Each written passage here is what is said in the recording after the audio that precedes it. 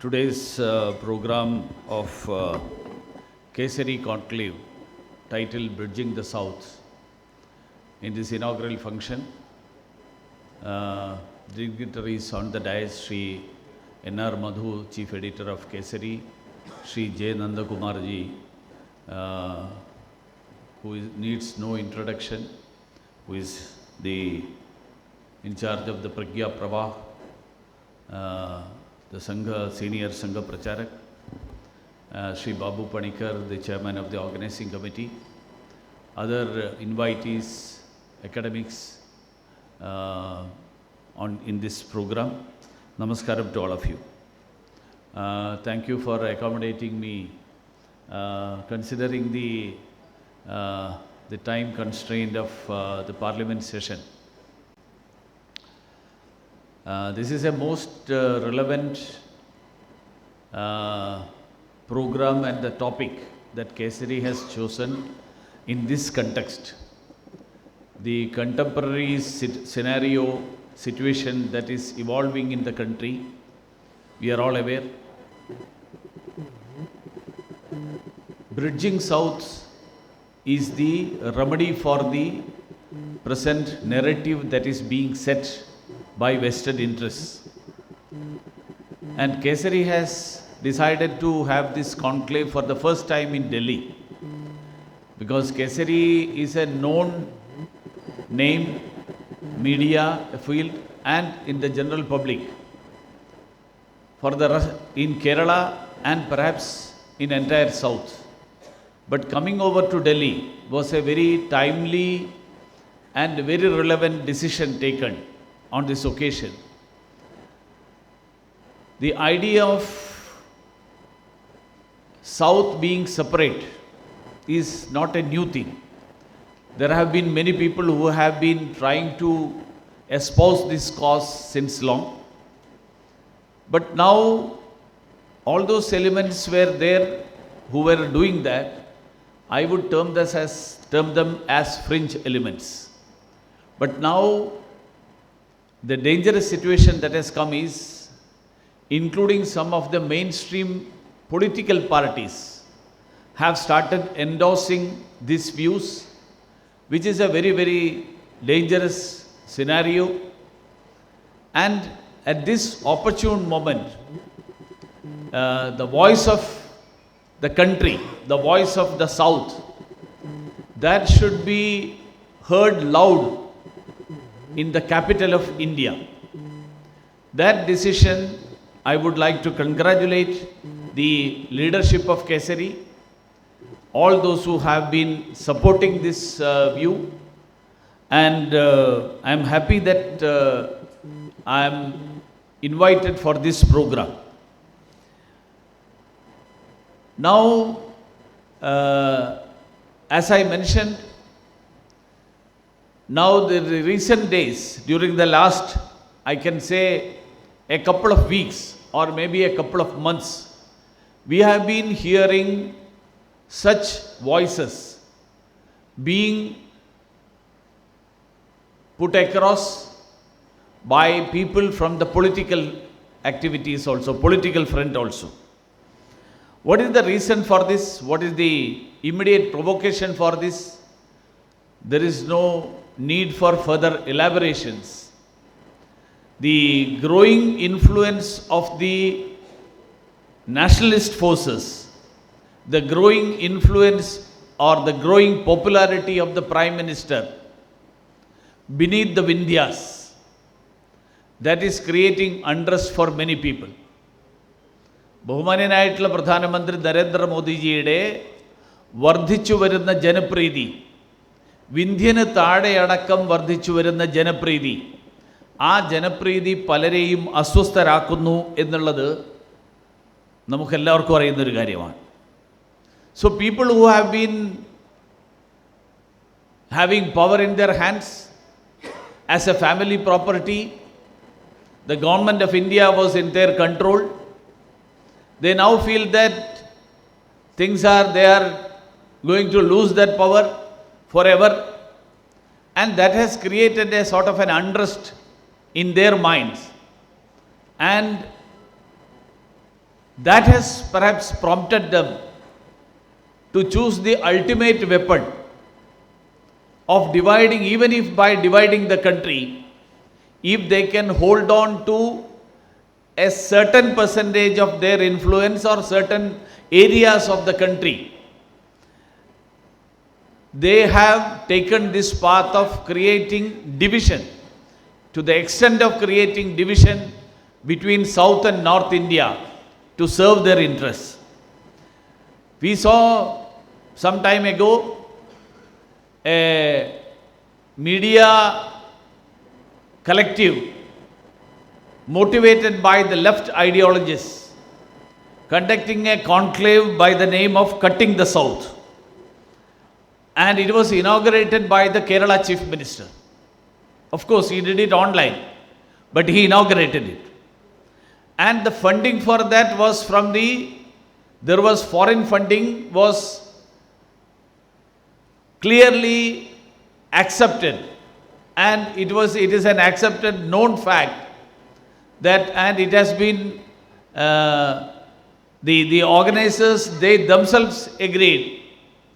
They have said that this is the funding of the foreign funding is there behind the organization of the Cutting the South conclave. The Canadian High Commission, they sponsored a session on climate change. All these have been given, this information, this came out during the interrogation of one of the organizers who is a media person in front of before the Karnataka police. And this United States of South India is a slogan that has been raised by organizations like the PFI. And this was discussed by this conclave, is what the news that has come out.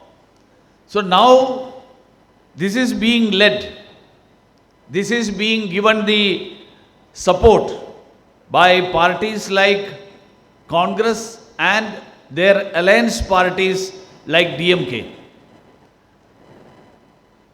Rahul Gandhi had nowhere else to go once he knew that his popularity is on the decline, and he was given a political asylum by Kerala. But it doesn't mean that Kerala is not part of India.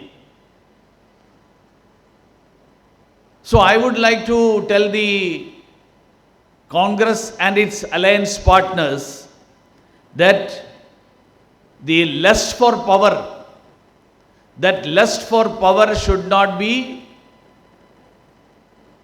it should not lead to a situation where you take up even breaking the country and having some portion of that power. Adhikara moham രാജ്യത്തിൻ്റെ അഖണ്ഡതയെപ്പോലും തകർക്കുന്ന തലത്തിലേക്ക് നീങ്ങുന്നത് അങ്ങനെ ആവരുത് എന്നാണ് എനിക്ക് കോൺഗ്രസിനോടും സഖ്യകക്ഷികളോടും പറയാനുള്ളത്. Sardar Patel's role in creating India, uniting India administratively. India as a nation has been existing since centuries, everyone knows. But after the British left India, bringing India under single rule, under one constitution, administratively bringing it together, in that the effort made by Sardar Patel is an accepted fact. Earlier days, it was the external forces who were trying to create division in the country. But now, it is the forces within the country, the forces internally, domestic agencies. Such agencies and forces are trying to do that. And Kerala is facing the brunt of all these things. We saw when Article 370 was abrogated, we saw the protests in Kerala. During the Citizenship Amendment Act, we saw the protests in Kerala. Even against Ram Mandir construction, we saw the protest in Kerala.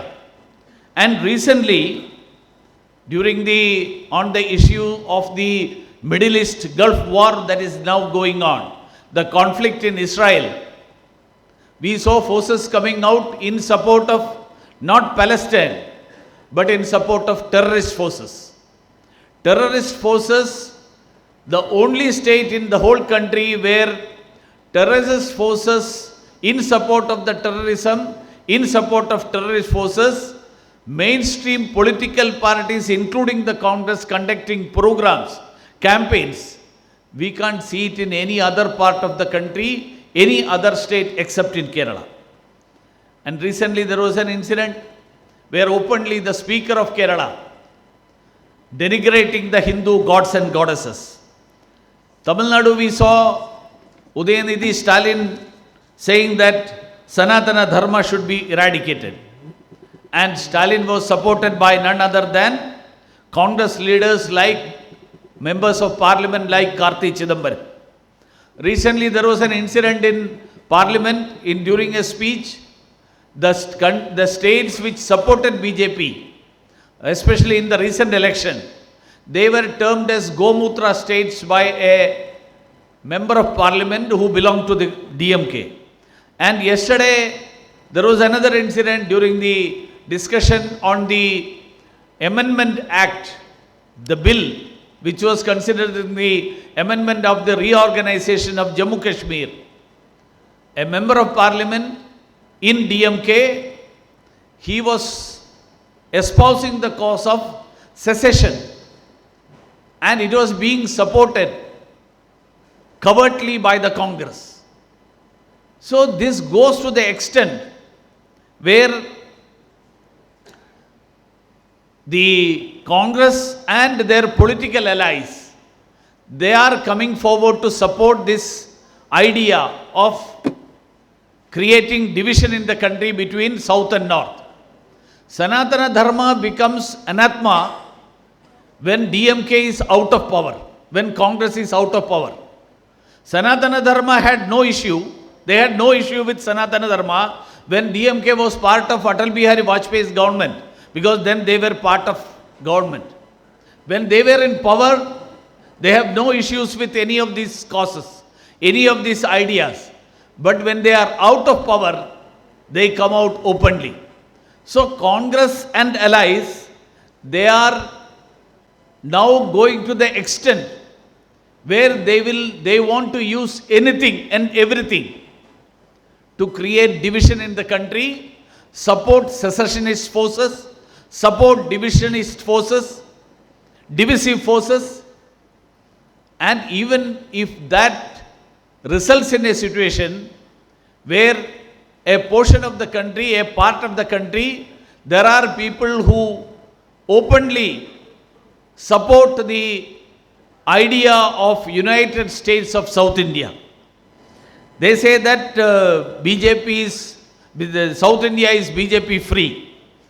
The main opposition in Karnataka, the ruling front in Puducherry, the members of parliament and members of assembly in various other states, there are a lot of BJP representatives. So, Hindu and Hindi, these are two issues that they have been taking up. Anything considered Hindu is something untouchable. Hindi is untouchable. But they should also remember, I can very authentically say that being the president of the Dakshin Bharat Hindi Prachar Sabha, the organization founded by Mahatma Gandhiji. Mahatma Gandhiji was the president of Dakshin Bharat Hindi Prachar Sabha from 1918 till his death in 1948. 3 long decades. Because Gandhiji felt that spreading Hindi in South India is part of the freedom movement, and by spreading Hindi in South India, the country can be united. And perhaps you will be surprised, the largest number of people who appear for the examinations of Hindi Prachar Sabha is from Tamil Nadu and Kerala. More than 1 lakh people, they write exams of Hindi Prachar Sabha in Tamil Nadu. So all these things, I don't want to go into the details of how the country is united, I will not go to the period of Adi Shankara, who traveled across the country, founding the various mutts, the connection between Badrinath and Kerala. All these things and these historical facts, hundreds and thousands of devotees who come to the temples in Tirupati, Madura Meenakshi, Guruvayur, Shabrimala, they are all Sanatana Dharma devotees, believers. They are all Hindu devotees. So, any effort by creating a divide in the country, any effort in creating a situation that Hindi and Hindu are abhorrible, this definitely is not acceptable. So, the mainstream political parties should not speak the language of jihadis. Mainstream political parties should not speak the language of secessionists. Mainstream political parties should avoid speaking the language of the divisive forces of the country. So, those who are trying to create a situation where through Islamic terrorism and through Islamic State, if somebody is dreaming that India can be divided into South and North India, they are in a fool's paradise. The whole country will be united. Whole country will stand unitedly against all such forces. And let me take this opportunity to again congratulate Kesari for taking up this issue, for bringing it to the mainstream in Delhi, so that the whole country knows that such forces are not the mainstream forces in South India, and instead, even in South India, there are voices, there are sections or a major section of the society who believes that India is united and will continue to remain united. With these words, let me conclude. Namaskaram to all of you.